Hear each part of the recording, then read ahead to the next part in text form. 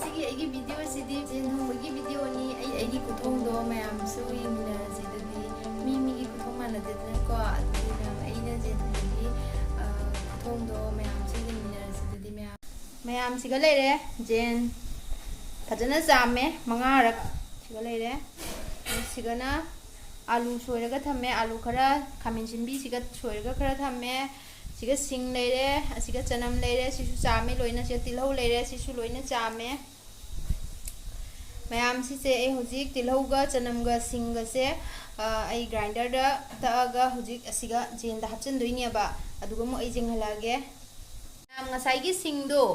अइना सुमाइना पापाना तौना सोइदले नत्रदि grinder दा तुममोयानाने अदुना ngसाइ सिंगदो से लेरे पापा सोइदले तिलहौदुना सुमाइना कुकुपना तौना सोइदले अदुगी चनमदि लेरे सिगा मयाम अहुम से आई ग्राइंडर दा तक्सरनी हुजि मयाम आई हपचले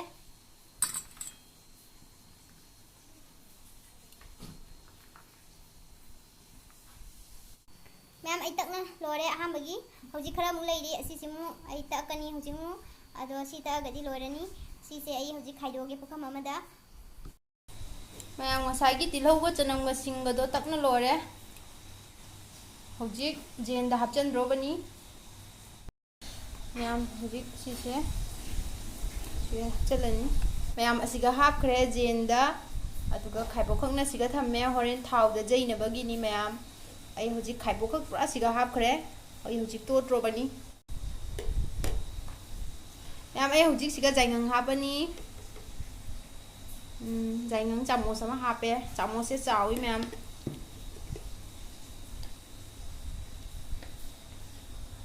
हौजी मोरोक असुबा चामोस अमा हापनी सी चामोसना खरा पी हौजी थुम हापनी थुम चामोस अमा हापचले मैम होरेन थोंगबदने अदुगा सुम हापतुइनेबा दो हौजी मु खरा थुम थाव दो चंगनबगी दमक्तने दुम थुम हापिनेबा हौजितगी सिगना मीट मसला लेरे मैम मीट मसला सिसु हापतुइने हौजी द सिगना गरम मसला लेरे सिसु हौजी खरा हापतुइनी खाइबोखक अदुगा होरेन थोंगबदसु अदुम खाइबोखक हापतुइनी मैम अखोगी खुथोंसे अदुम जेउ मैम खरा खाइबोखक हापतुइनी मैम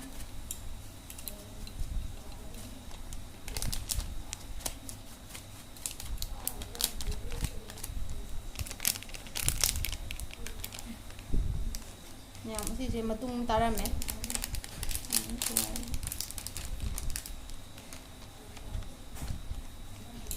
ना गरम मसला से हापतुइनी तुगार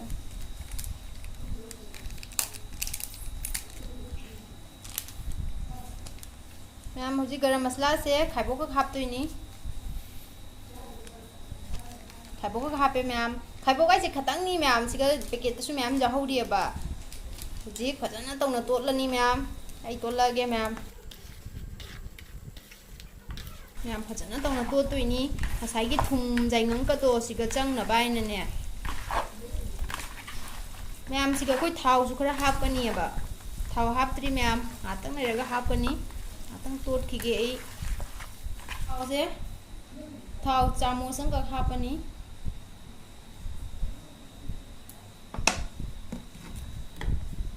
मैम थावदो हापा मतुंगदा मु फजना तौना तोटलनी थाव से हापा मतुंगदा फजना तौना तोट पीए मैम कोई खांग सारे हौजी खांगनी थाव हैद्रोबनी मैम खांग सारे हौजी थाव हापे रिफाइन ओइना तौरे मैम अदुगने इंजिन थाव ओइरगने हेना हावबनेबा अखोजी दुम रिफाइन थाव ओइना हापे थाव जामना हापजे हौजी थाव हापगे थाव साबसिदा हापचलगे मैम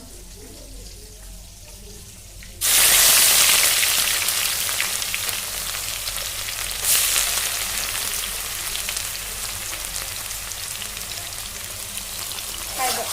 नत्रदि काछलेबा ꯌꯥꯝꯅ ꯊꯝꯃꯦ ꯑꯗꯨꯒ ꯃꯌꯥꯝ ꯑꯁꯤꯁꯦ ꯑꯩ ꯉꯥꯏꯍꯥꯛ ꯂꯤꯇꯪ ꯉꯥꯏꯍꯥꯛ ꯃꯇꯨꯡꯗ ꯑꯣꯠꯀꯅꯦꯕꯀꯣ ꯑꯗꯣ ꯑꯣꯠꯂꯒ ꯑꯗꯨꯒꯤ ꯃꯇꯨꯡꯗ ꯃꯅꯝ ꯈꯔ ꯅꯨꯡꯁꯤꯔꯛꯄ ꯀꯥꯟꯗ ꯑꯩꯅ ꯑꯗꯨꯒ ꯁꯤꯒꯤ ꯖꯦꯟꯁꯦ ꯍꯥꯞꯆꯤꯟꯗꯣꯏꯅꯦꯕ ꯉꯁꯥꯏ ꯑꯁꯨꯕ ꯆꯅꯝꯒ ꯁꯤꯡꯒ ꯇꯧꯔꯒ ꯑꯁꯨꯕ ꯊꯨꯝ ꯃꯣꯔꯣꯛ ꯌꯥꯏꯉꯪ ꯍꯥꯞꯄꯒ ꯑꯩꯅ ꯇꯣꯠꯅ ꯊꯝꯕ ꯖꯦꯟꯗꯣ ꯑꯁꯤꯒ ꯑꯩ ꯍꯥꯞꯆꯤꯜꯂꯅꯤꯕ ꯑꯗꯣ ꯍꯧꯖꯤꯛ ꯇꯤꯜꯍꯧ ꯆꯅꯝꯁꯤꯡꯁꯦ ꯈꯔ ꯃꯅꯝ ꯅꯨꯡꯁꯤꯕꯤꯁꯅꯨ ꯃꯌꯥꯝ ꯊꯥꯎꯁꯦ ꯑꯩꯈꯣꯏꯅ ꯈꯔ ꯂꯤꯛꯅ ꯍꯥꯞꯄꯕꯅꯦꯕꯀꯣ ꯀꯩꯒꯤꯅꯣ ꯍꯥꯏꯗꯤ ꯏꯁꯥꯗ ꯐꯠꯇꯦ ꯍꯥꯏꯅ ꯑꯩꯈꯣꯏ ꯊꯥꯎ ꯂꯤꯛꯅ ꯆꯥꯏꯌꯦꯕ ꯃꯌꯥꯝ ꯍꯛꯆꯥꯡ ꯀꯩꯅꯣ ꯇꯧꯋꯦꯅ ꯑꯗꯨꯗꯨꯒꯤ ꯊꯥꯎꯁꯦ ꯈꯔ ꯂꯤꯛꯑꯦ ꯃꯌꯥꯝꯅ ꯊꯥꯎ ꯈꯔ ꯌꯥꯝꯅ ꯆꯥꯅꯤꯡꯕ ꯇꯥꯔꯒꯗꯤ ꯊꯥꯎꯁꯦ ꯈꯔ ꯋꯥꯠꯂꯤ ꯃꯌꯥꯝ ꯊꯥꯎ ꯈꯔꯒ ꯍꯥꯞꯀꯗꯕꯅꯤ ꯃꯌꯥꯝ ꯑꯩꯅ ꯉꯁꯥꯏ ꯍꯥꯏꯕꯗꯣ ꯀꯥꯔꯨꯝ ꯇꯧꯔꯛꯑꯦ ꯃꯅꯝꯁꯨ ꯌꯥꯝ ꯅꯨꯡꯁꯤꯔꯛꯑꯦ ꯃꯌꯥꯝ ꯍꯧꯖꯤꯛ ꯑꯩꯅ ꯇꯣꯠꯅ ꯊꯝꯕ ꯖꯦꯟꯗꯣ ꯍꯥꯞꯆꯤꯜꯂꯒꯦ ꯃꯌꯥꯝ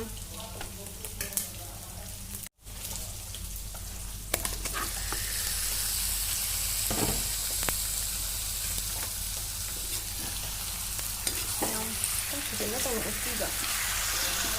ꯃꯌꯥꯝ ꯁꯤꯗꯅꯦ ꯏꯁꯪ ꯁꯪꯕ ꯑꯃ ꯁꯤꯗ ꯁꯤꯒꯤ ꯃꯁꯥꯗ ꯁꯪꯉꯤꯁꯦ ꯁꯤꯁꯤꯅ ꯖꯦꯟꯁꯦ ꯂꯩꯔꯛꯄ ꯃꯇꯝꯗꯅꯦ ꯃꯣꯏ ꯍꯥꯏꯗꯤ ꯃꯣꯏ ꯑꯥꯗꯩ ꯇꯧꯔꯛꯏꯅꯦꯅ ꯍꯥꯏꯌꯦꯕ ꯀꯩꯁꯨꯝ ꯅꯠꯇꯦꯅ ꯍꯥꯏ ꯑꯁꯪꯕꯁꯦ ꯃꯌꯥꯝꯁꯦ ꯐꯖꯅ ꯇꯧꯅ ꯑꯣꯠꯄꯤꯔꯅꯤ ꯃꯇꯨꯡꯗ ꯉꯥꯏꯍꯥꯛ ꯑꯣꯠꯂꯦꯕꯀꯣ ꯑꯗꯒꯤ ꯑꯩꯅ ꯍꯧꯖꯤꯛ ꯃꯈꯨꯝ ꯀꯨꯞꯁꯜꯂꯦ ꯃꯈꯨꯝ ꯀꯨꯞꯁꯜꯂꯒ ꯑꯣꯏꯅ ꯊꯝꯃꯅꯤ ꯃꯌꯥꯝꯁꯦ ꯑꯝꯇ ꯍꯥꯡꯗꯣꯛꯑꯒ ꯌꯦꯡꯉꯒꯦ ꯃꯌꯥꯝ ꯑꯝꯇ ꯃꯁꯥꯗꯒꯤ ꯊꯥꯎ ꯊꯣꯛꯅ ꯂꯩꯔꯝꯃꯦ ꯊꯥꯎ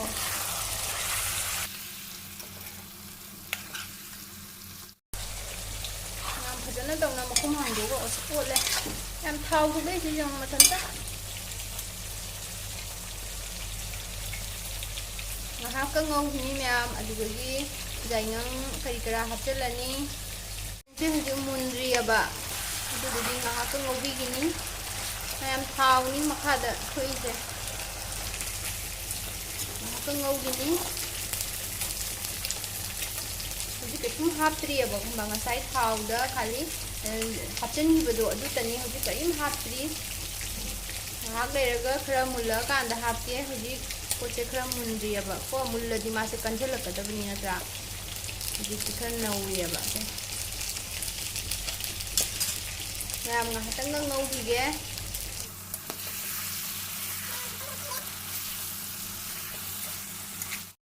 ꯑꯂꯨꯁꯦ ꯌꯦꯡꯉꯨ ꯃꯌꯥꯝ खरा चावना सोरबनेबा हरें आलूसे चावद्रदी कनो तौनीना अदुदुगी खरा चावना सोरे इदना खामेन सिंबी लेले सिसु दुम खरा चावना सोरे मसुंग मसुंग तारेबा मैम जिसे मुल्लेबा पोसे नंबद जिमु मैम जेनसे मुल्लेबा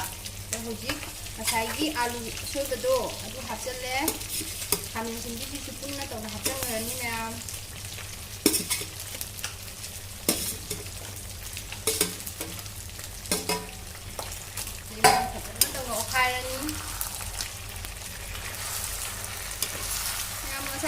थावदो जों लिखना हापदो क्या थोड़े जों मसादे की थोड़े नहीं मैम थावसे मसादा का संदना बाइने को माने खन्ना मदो ओले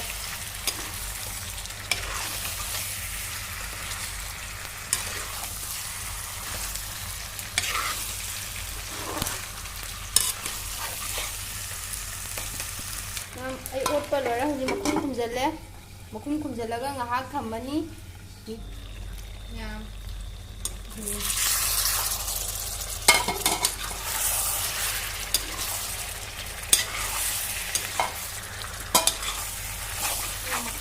संगना बायना खंबा kan dana uling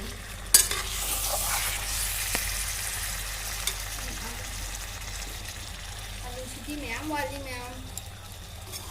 आलू सदी मैम वाली मतंग कुछलगा थमगे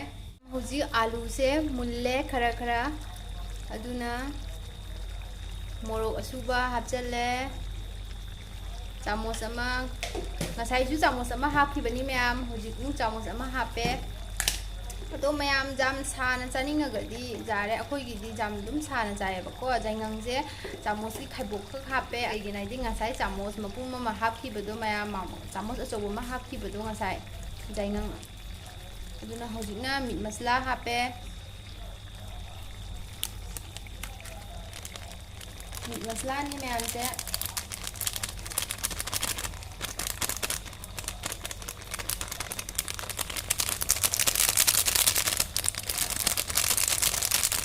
फजना ओटपीरनी फजना ओले मैम थाव थुई से उब्रा ꯐꯖꯅ ꯑꯣꯠꯂꯦ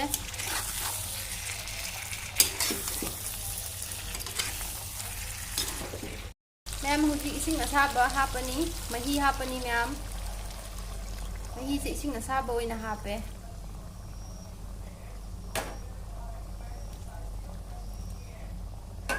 ꯆꯥꯡ ꯑꯃꯗ ꯍꯥꯞꯄꯅꯤ ꯃꯌꯥꯝꯅ ꯃꯍꯤ ꯂꯥꯡꯅ ꯆꯥꯅꯤꯡꯉꯗꯤ ꯑꯗꯨꯝ ꯃꯍꯤ ꯌꯥꯝꯅ ꯍꯥꯞꯄꯤꯔꯣ ꯃꯍꯤ ꯅꯪꯅ ꯆꯥꯅꯤꯡꯉꯒꯅ ꯃꯍꯤ ꯂꯤꯛꯅ ꯍꯥꯞꯄꯤꯔꯣ ꯃꯌꯥꯝ ꯑꯗꯨꯒꯤ ꯐꯖꯅ ꯇꯧꯅ ꯑꯣꯠꯈꯥꯏꯔꯦ ꯍꯧꯖꯤꯛꯅ ꯊꯨꯝ ꯍꯥꯞꯄꯦ ꯉꯁꯥꯏꯁꯦ ꯆꯥꯃꯣꯁ ꯑꯃ ꯊꯨꯝ ꯍꯥꯞꯈꯤꯕꯅꯦꯕ ꯇꯣꯠꯄ ꯃꯇꯝꯗ ꯑꯗꯣ ꯍꯧꯖꯤꯛꯅ ꯑꯃꯨꯛ ꯈꯔ ꯆꯥꯡꯗ ꯑꯗꯨꯝ ꯍꯥꯞꯄꯦ ꯆꯞ ꯆꯥꯒꯗꯕꯒꯤ ꯃꯑꯣꯡꯗ ꯃꯌꯥꯝ ꯊꯨꯝꯁꯤꯁꯨ ꯃꯌꯥꯝꯒꯤ ꯇꯦꯁꯇ ꯂꯩꯔꯦ ꯃꯌꯥꯝ ꯉꯁꯥꯏ ꯃꯍꯤ ꯍꯥꯞꯈ꯭ꯔꯕ ꯃꯇꯨꯡꯗ ꯖꯦꯡꯉꯦ ꯑꯗꯨ ꯃꯌꯥꯝ ꯐꯖꯅ ꯁꯧꯔꯝꯃꯦ ꯑꯂꯨꯁꯦ ꯃꯨꯜꯂꯕ ꯖꯦꯡꯒꯦ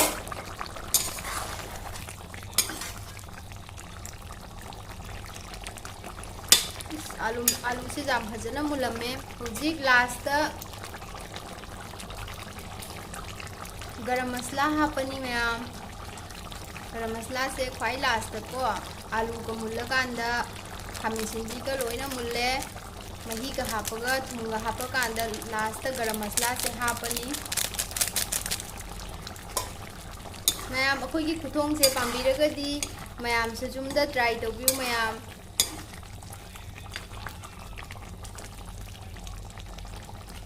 हौजिक ख्वाई लास्ट जीरा असूबा हापनी अखोगी मरोय असूबदो जीरा असूबा जुमदा नॉर्मल हिंजांग दा हाप जीरा असूबदो चामोस खाइबो खक हापनी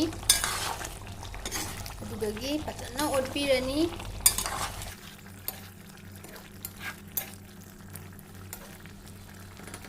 बदक बदक अमतंग सौहनगे मैम हौजिक ngahakdang makhung khumjalani सौहलगे मई से पिकना तौना लेथारे गैस फ्लेम से मैम से अखोय हांदोगा अमुक जेंबदा फजना तौना सौरगा लेरमे हौजिक मुल्ले मैम से अवा फदिगोम से ए हौजिक हिंजांगदा हापचलनी फजना चामगा थमे अहुम मरी रक चामे हौजिक हिंजांगदा हापगे ए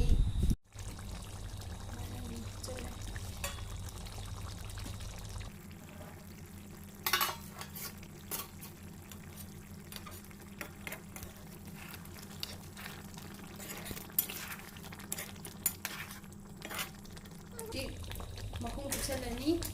मैम मखुम कुचले हुजी मुथलनी मुल्ले थोंबा लोइना मैम खाइदोगा सिगा थमे मैमना आइगी जेन खुथोंग से पांबीरगदी मैम लाइक तौबिरमो अदुदगी युमदसु ट्राई तौबियु जेन खुथोंग से असुमाइना थोंजबदो अइना दुम मैमदा शेयर तौजरपनी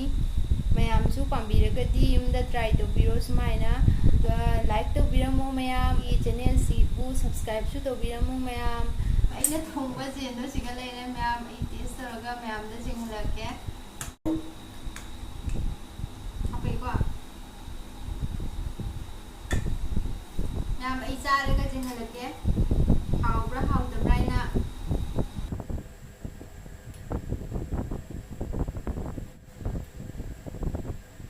मैम जम हाउरमी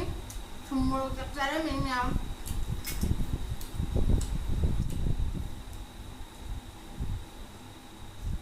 मैम बिग माया वीडियो से येंगबदा नुंगाबिरगदी लाइक तौबिरमो अदुगा आइगे चैनल सिबु सब्सक्राइब तौबि